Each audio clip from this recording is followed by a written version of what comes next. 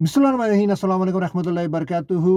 आप मेरा चैनल देख रहे हैं जिसका नाम है शाहरुख खालिद। जहाँ रहें खुश रहें, आबाद रहें और सबसे पहले आप ये वीडियो देखें।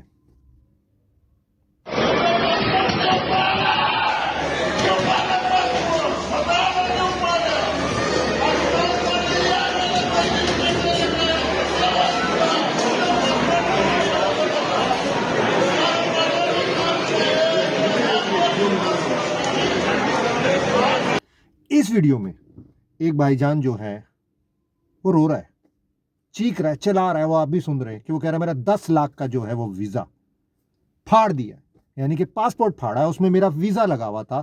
मेरा 10 लाख का जो है वो यानी कि वीज़ा फाड़ दिया, मेरा पासपोर्ट फाड़ दिया, वो चीख रहा है। अब ये जो है वाकया कराची हुआ है और ये भाईजान जो थे ये आई थिंक कि ये जद्दा जा रहे थे और इनके पास परमानेंट था, यानी कि वही इकामा जो होता है सऊदी अरबिया में, आपको पता है कफील सिस्टम होता है तो वहीं से मिलता है।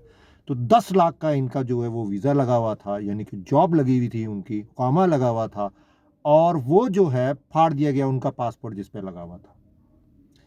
अब पासपोर्ट जो है वो इमिग्रेशन तक तो ये गए नहीं ना, FIA तक गए ना इमिग्रेशन तक गए, जहाँ एंट्री हुई है, जहाँ आई थिंक कोई टिकट वगैरह या कहीं चेक कराया है, वहीं पर अब ये नहीं पता कि जानबूझ के फाड़ा गया या गलती से फटा है।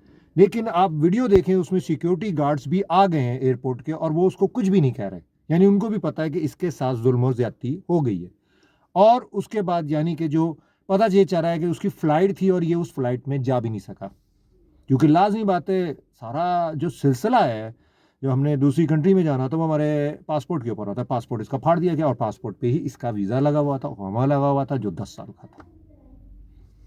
अब जान के किया है या गलती से हुआ है, या अल्लाह बेहतर जाने, क्योंकि इसकी अभी तक जो है ना, अभी तक कोई तस्दीक नहीं हुई, लेकिन ये वीडियो जो है वो बड़ी वायरल हुई। और दूसरा, ये एक मोहतरम पकड़े गए हैं, ये भाईजान हमारे एयरपोर्ट से पकड़े गए हैं, आई थिंक कराची से पकड़े गए हैं। वही बात है, मैंने पहले भी कंटेंट बनाया कि पाकिस्तानियों ने नया धंधा शुरू कर दिया है।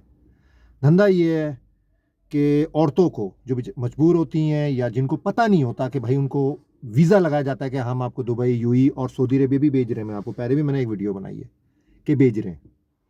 तो ये भाईजान पकड़े गए, गंदे और खलीस काम में मुलविस थे, औरतों को जिस्म फरोशी करने के लिए UAE वगैरह भेजते थे। और सऊदी अरबिया को भी मैंने पहले कंटेंट बनाया था कि उम्रे के वीज़े में औरतें पकड़ी गई पाकिस्तानी।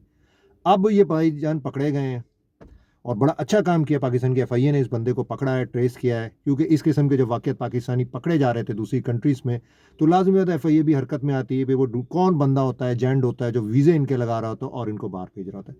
बाकी औरतें मजबूर भी होती हैं, काफ़ी औरतों को पता ही नहीं होता कि दुबई या उनको किस लिए भेजा जा रहा है, और वो जब पहुंच जाती, जिनको नहीं पता होता कि इस काम के लिए उनको भेजा जा रहा है, तो वो पहुंच जाती है, फिर उनको वहाँ ब्लैक मेलिंग करके भी ये काम कराया जाता है। तो ये FIA का बहुत ज़बरदस्त काम है, क्योंकि इन जैसे गंदे लोगों की वजह से हमारी जो रेपुटेशन है बहुत नीचे आ चुकी है। रीज़न ये कि अब हमारे वीज़े जो हैं, हमें वीज़े नहीं दिए जाते, या हमारा पासपोर्ट में है, यानी कि पाकिस्तानी है तो इसको इधर एंट्री नहीं है। अब सऊदी अरेबिया में मैंने पहले भी कंटेंट बनाया था कि पाकिस्तानी है, अल्लाह माफ़ करे, नाउज़ बिल्लाह, जिस्म फरोश औरतें पकड़ी गई थी, उम्रे वीज़े में आई हुई थी सऊदी अरेबिया में, वो भी वहाँ पर ट्रेस हुई और पकड़ी गई उम्रे के वीज़े में, अल्लाह माफ़ करे।